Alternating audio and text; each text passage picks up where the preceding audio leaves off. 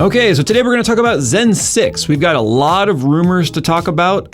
Some of them really exciting if they turn out to be true. Some of them kind of hard to believe. So sit down, grab a cold one, something tasty and edible, because we've got a lot to cover here. We've got about 8 different topics of rumor. And I'm going to have you guys tell me at the end of this video which ones you think are realistic and which ones you think are definitely pie in the sky.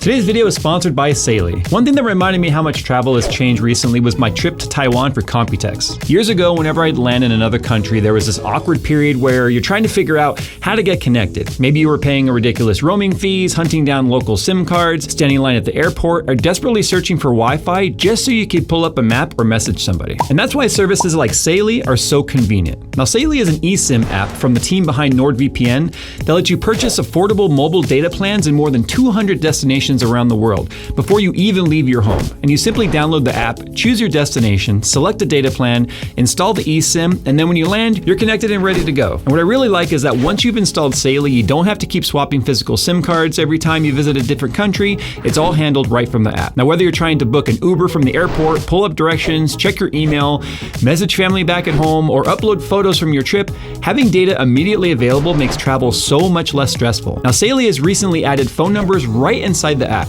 so you can get a real US phone number that supports voice calls and SMS without contracts or physical SIM cards. And that's especially useful if you need a US number for account verification, 2-factor authentication codes, or just want a separate number that helps reduce spam and protects your personal information. And if you're curious how easy it is to get started, it's literally just a few steps. Download the Saily app, choose your destination, select the plan, and at checkout, enter my code JAYS2CENTS to receive an exclusive 15% discount. In fact, if you're planning a trip anytime soon, scan the QR code on the screen right now and check it out for yourself. Again, that's 15% off when you use code JAYS2CENTS at checkout. So head to Saily.com/JAYS2CENTS or download the Saily app and stay connected wherever travel takes you.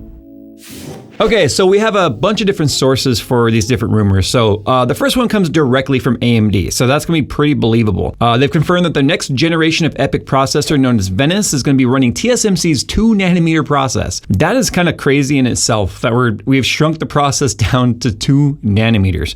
But the important distinctions here is that this confirms that Zen6, and I am using notes obviously in an outline because I don't want to get this wrong, but the Venice 2nm is on the server side. It doesn't directly confirm whether or not desktop or Olympic Ridge, which is what Zen6, like consumer desktop, is going to be called, is going to benefit from the 2 nanometer or get it. I would be surprised if it didn't, considering the fact that Threadripper and consumer desktop have been sharing architectures. But anyway, that's just an important distinction. Now, the rumor landscape that we're going to be talking about, and what I just said, that's about as far as AMD has gone to confirm anything. But the rumors we're going to talk about here is 12-core CCDs. We talked about this in a news article already, that they're stepped it up from 4 and 8 now to 12, which would actually be great. That would lead up to 24-core, 48-thread consumer mainstream desktop processors using Ryzen architecture. AM5 support, kind of still up in the air. We don't know if any of this is going to require AM6 or if it'll still work on AM5. Now, you got to understand, when it comes to pin layout, depending on what the extra cores per CCD do to the infrastructure, could realistically mean they might need a new chipset. Now, we're going to tie that back in real quick to saying, hey, they promised support of AM5 through 2029, possibly 2030. That doesn't mean the newest stuff is going to come out on that platform. Remember, they're still kind of sort of supporting AM4 by re-releasing old stuff, but that's still technically supporting.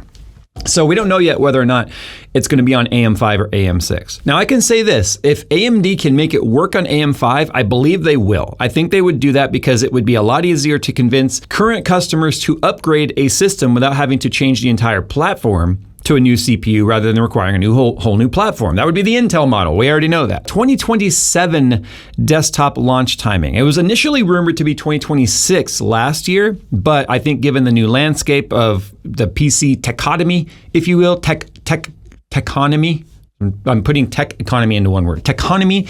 A lot of people aren't buying stuff right now. In fact, AMD has even seen a huge drop off in their own consumer like X3D and gaming parts. Not through the fact that AMD makes a bad product. It's just if you can't buy the other supporting parts you need to put the system together, people aren't going to buy the CPU and then just sit on it. It sounds like that's potentially a move to try and hope that maybe RAM pricing will come back down to to normal-ish levels.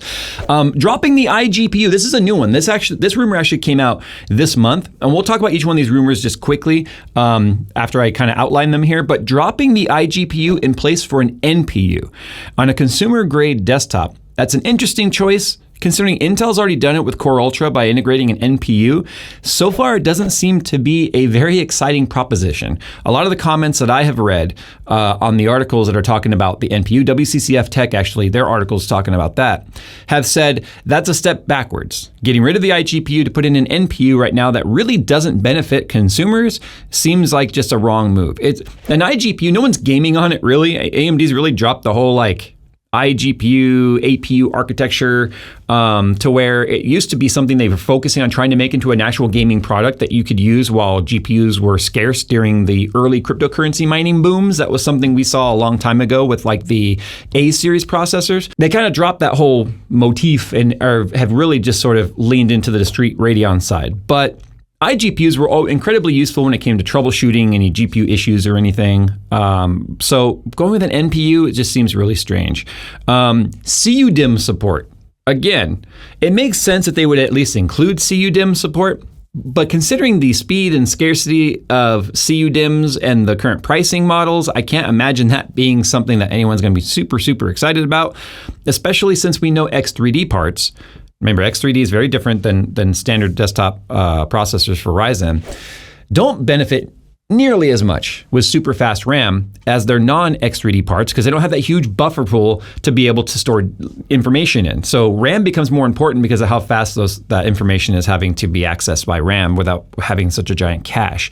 So it'll be really interesting to see how many people actually care about CUDIMM support on AMD stuff. But the DIMMs exist, so you might as well support it. Doesn't mean you have to use it. You can run either CUDIMM or UDIMM, but it doesn't matter. Anyway, and higher clock speeds, rumoring 6+ gigahertz all-core.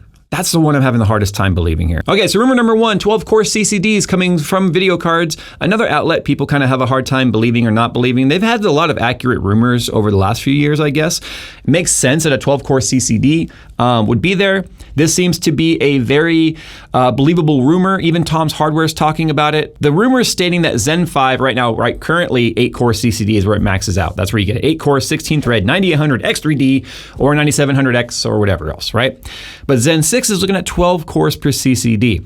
Now with that means you're going to have to increase the L3 cache because you have more cores needing to access that cache. If you have more cores in the same cache, then that cache performance is going to drop. So their rumor is saying 48 megabytes of L3 cache per CCD. So that's pretty crazy considering you'd be talking about 96 megabytes of L3 cache on a non-X3D product. It seems like Intel's going to really have their work cut out for them on their new architectures if AMD is able to scale this up the way that they are right now. Now, they're also claiming roughly the same or similar die size to Zen 5. So thank you shrunk process, theoretically, to be able to make that work. Now, this is a pretty high confidence rumor right here.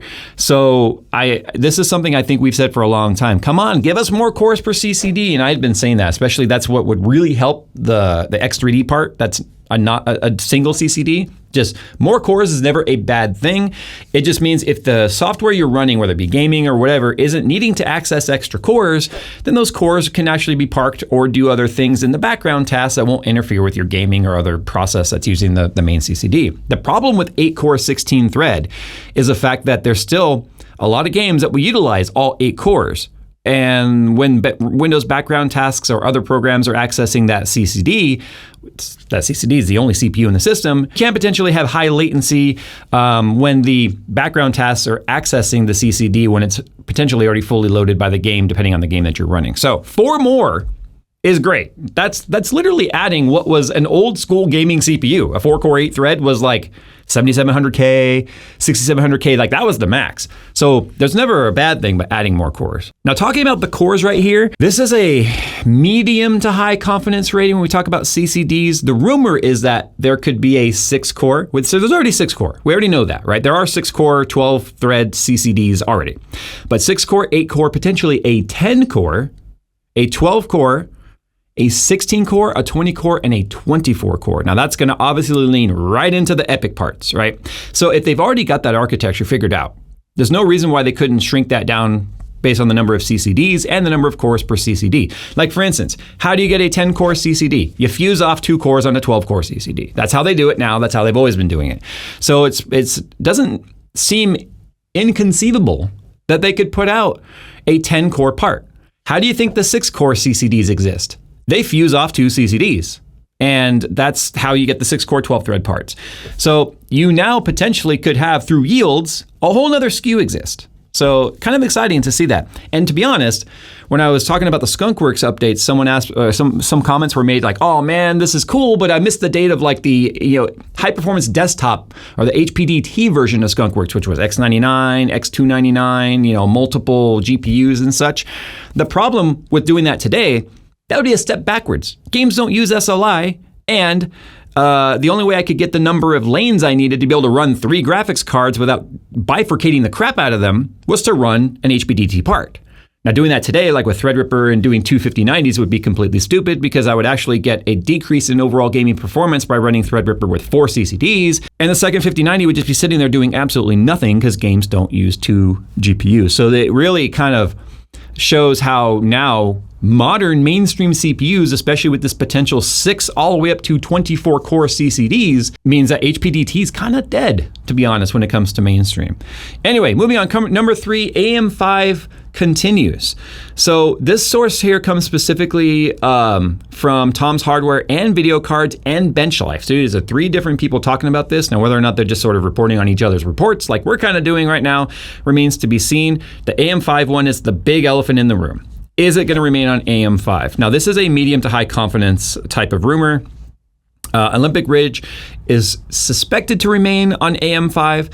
And the little nugget of believability there is the fact that they talked about if it is a 2-nanometer process and they're saying the overall die size stays the same for the 12-core, that could be the limitation on whether or not they have to move over to AM6.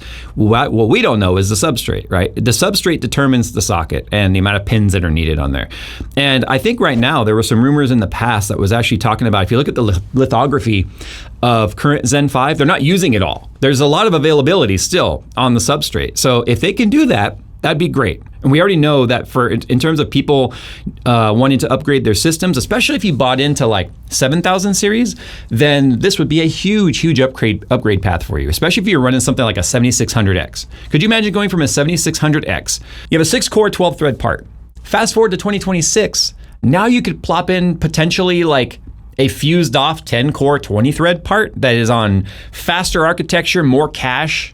If you could just drop that CPU into your existing system with a BIOS update, that's huge. And that's what the main consumers need these days.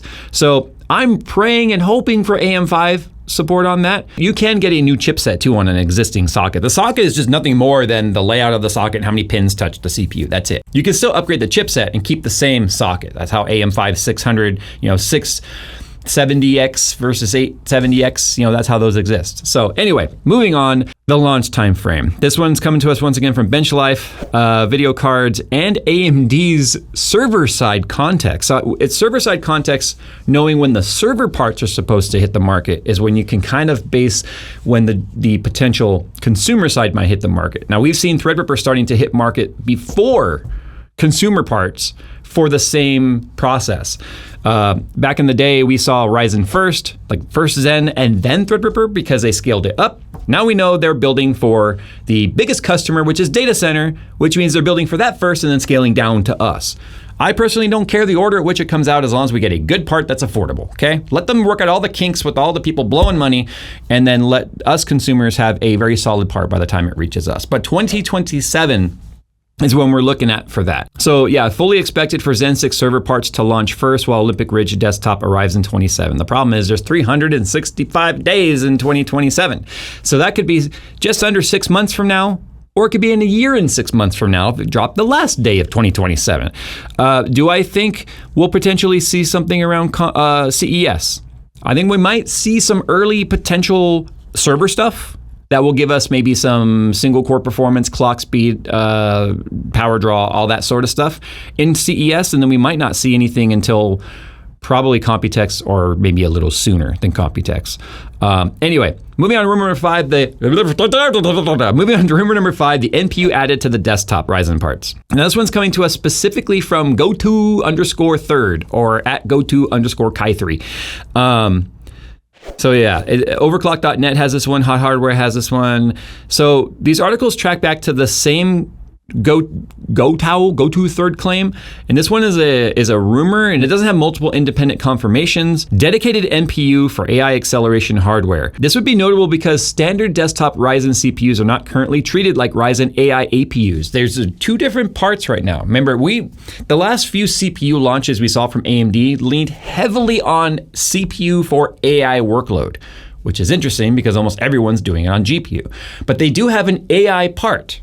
Phil's talked about it. We've talked about it. We made fun of it along the way. We're like, what the heck is this AI CPU? Now, obviously, we don't work in LLMs, so we're pretty ignorant to the subject, but we were just like, man, it just, the fact that they're reaching out to us and saying, do you want to check out our AI CPUs? It's like, no, I really don't. I really don't give a fuck. So the fact that they're now kind of like combining those into one part makes sense logistically. It makes sense manufacturing-wise. It just doesn't, in my opinion, make sense for them to drop the iGPU. That means it's got to be a lithography issue where there's not enough space potentially with the I/O die, the multiple CCDs, the NPU now having to fit in there and retaining the iGPU. It just makes sense that they would potentially be getting rid of it. Now, this is a low to medium confidence rumor here, but a lot of people have picked this up, and it's just kind of crazy to think that they're going to drop the iGPU in place for an NPU. At least right now, when we don't have any real use case as just general consumers for the NPU. Anyone that's playing around with LLMs or doing models, I think, would much rather have maybe a lackluster graphics card versus an NPU built into the CPU. I could be very, very off base or wrong on this. It's one of those things where I'm having a hard time seeing that being a sales angle for general consumers, especially my audience when it comes to this. Okay, so one of the last ones to talk about here specifically was two more to talk about. CUDIMM. Again, Overclock 3D is also talking about this here. The same source though, Gotao Third. Specifically, I was talking about the NPU and iGPU being removed, is also saying that Olympic Ridge is going to support DDR5 CUDIMM. Makes perfect sense. If you have a big cache and, not a stacked 3D V cache, but standard cache arrangement and a standard CPU, and you pump faster RAM to it, that's never going to be a bad thing. It's a costly thing that has diminishing returns, but it's never going to be a bad thing to get that information from RAM to CPU as fast as possible. It just depends on what your tasks are and whether or not that's your bottleneck. For gaming, high FPS gaming, it can definitely help. But again, that's where it would definitely be more beneficial, I think, to buy 6,000 megatransfers DIMMs and then go with a 3D V cache CPU. For gaming, that would be a much better combo than plopping CUDIMM on top of a standard CPU. But again, the CUDIMMs were already developed, so there's nothing wrong with adding support for them as long as adding support for them doesn't bump the cost of, say, the motherboards and then whatever the I/O die needs to make sense of that. So I'd hate to see a price bump for CUDIMM support, especially right now. All right, the last one right now is specifically regarding the clock speed claims. There's still a lot of people that just don't seem to understand clock speed is not always king.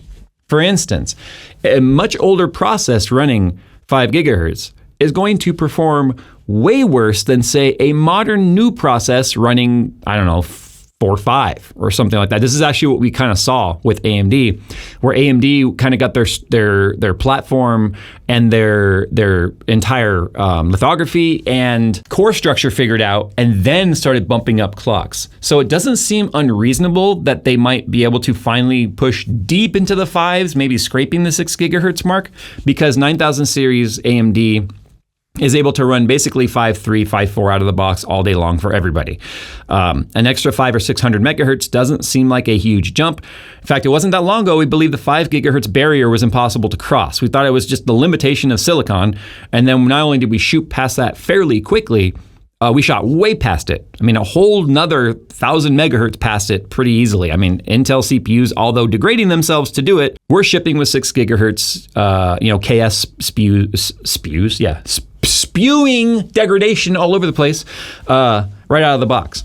So seeing Ryzen catch up in terms of clock speed is actually going to be a really nice thing to see. Now, where I'm having a hard time believing this is that the sample leak was saying 6.5 to 7 gigahertz. Okay, look, if you want to convince somebody of something, you have to do it slowly and incrementally.